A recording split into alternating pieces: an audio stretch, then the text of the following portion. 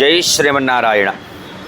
సుందరాయ శుభాంగాయ మంగళాయ మహౌజసే సింహశైల నివాసాయ శ్రీ నృసింహాయ మంగళం. అందరికీ శ్రీ వరాహలక్ష్మీ నరసింహస్వామి వారి యొక్క దివ్య మంగళాశాసనములు. ఈ నెల ఫాల్గుణ మాసంలో వచ్చేటటువంటి పౌర్ణమి హోలికా పౌర్ణమి అని అంటాం. మనకి ఆ హోలీ పౌర్ణమి నాడే క్షీరసాగరం పాల సముద్రంలోంచి లక్ష్మీదేవి ఉద్భవించినటువంటి రోజు అని చెప్తారు.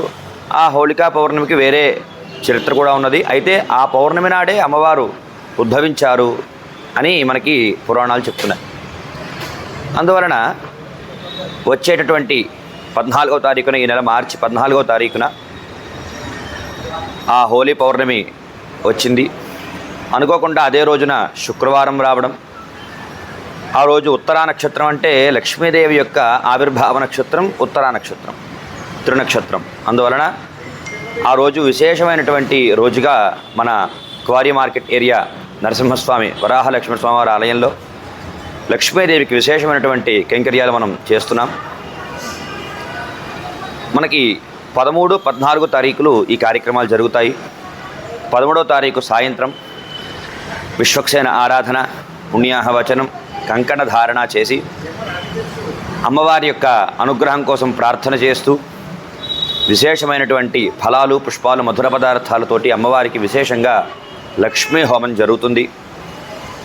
మనకి అనేకమైనటువంటి ఐశ్వర్య ప్రాప్తికి, అష్టైశ్వర్య ప్రాప్తికి, అదేవిధంగా ఆర్థిక సమస్యలకి, దేనికైనా సరే ఒక మంచి రెమెడీ లాంటిది ఆ లక్ష్మీ హోమం. ఆ లక్ష్మీ హోమంలో భక్తులందరూ కూడా పాల్గొని అమ్మవారి యొక్క అనుగ్రహాన్ని పొందవలసిందిగా ప్రార్థిస్తున్నాం. ప్రధానమైనటువంటి రోజు చెప్పాం కదా, 14వ తారీఖున ఆ అమ్మవారి యొక్క ఆవిర్భావ మహోత్సవంగా చేసుకుంటాం. ఉదయం సుమారుగా 9 గంటలకు ప్రారంభించి అమ్మవారు ఏ విధంగా అయితే పాలకడలి పాల సముద్రంలోంచి ఆవిర్భవించారో దాన్ని పురస్కరించుకొని, దాన్ని స్మరించుకుంటూ అమ్మవారిని ఆ క్షీరంలో మనందరం కూడా దర్శనం చేసుకుంటాం అమ్మవారిని, లక్ష్మీదేవిని. అందులోనూ మనకి సరిగ్గా సంవత్సరం క్రితం పంచలోహమూర్తిగా లక్ష్మీదేవి మన ఆలయానికి వేంచేయడం జరిగింది.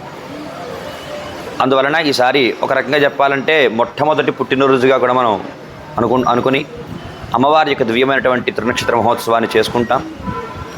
ఉదయం 9 గంటలకు ప్రారంభించి అమ్మవారిని ఆ క్షీరసాగరంలోంచి దర్శనం చేసుకుని, అటు తర్వాత అమ్మవారికి పంచామృత అభిషేక స్నపనము, తిరుమంజన సేవ, విశేషమైనటువంటి ద్రవ్యాలతోటి, పంచామృతాలతోటి అమ్మవారికి అభిషేకం జరుగుతుంది. అటు తర్వాత భక్తులంతా కూడా అమ్మవారికి సారె సమర్పణ చేయడం జరుగుతుంది.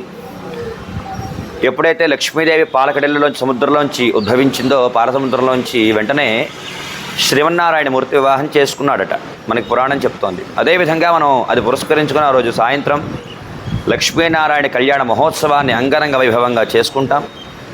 అటు తర్వాత పౌర్ణమి సందర్భంగా, హోలీ పౌర్ణమి సందర్భంగా ఆ హోలీ ఉత్సవం చేసుకుంటూ స్వామిని, అమ్మవారిని ఆ వివాహ వస్త్రాలతోటి, పెళ్లి బట్టలతోటి ఆ వధూవరులిద్దరినీ కూడా ఊరేగింపు, మన ఆలయ ప్రాంగణంలోనే ఊరేగింపు కార్యక్రమం ఉంటుంది. అయిన తర్వాత పూర్ణాహుతి కార్యక్రమంతో ఆ ఉత్సవాలు ముగుస్తాయి. భక్తులంతా కూడా విచ్చేసి శ్రీవారి యొక్క అనుగ్రహాన్ని పొందుతూ, అమ్మవారి యొక్క అనుగ్రహాన్ని పొంది అందరం కూడా విశేషమైనటువంటి అనుగ్రహాన్ని పొందుదాం, తీర్థప్రసాదాలు స్వీకరిద్దాం. అమ్మ దయ ఉంటే అన్నీ ఉన్నట్లే అంటారు కదా. అందువలన లక్ష్మీదేవి యొక్క అనుగ్రహం ఉంటే మనకి స్వామి ఆటోమేటిక్గా అనుగ్రహిస్తాడు.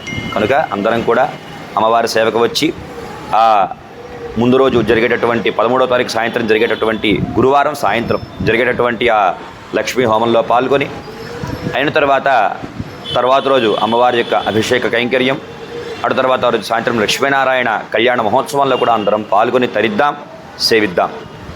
మనకి ఆలయ ధర్మకర్తలైనటువంటి శ్రీమాన్ కాలేపు సూర్యసింహాచలం గారు, కాలేపు నాగేశ్వరరావు గారు వారి యొక్క పర్యవేక్షణలో ఈ కార్యక్రమాలన్నీ కూడా జరుగుతాయి. అందరం కూడా కలిసి అమ్మవారిని ప్రార్థన చేస్తూ సేవించుకుందాం. జై శ్రీమన్నారాయణ. సుందరాయ శుభాంగాయ మంగళాయ మహౌజసే సింహశైల నివాసాయ శ్రీ నృసింహాయ మంగళం. జై శ్రీమన్నారాయణ.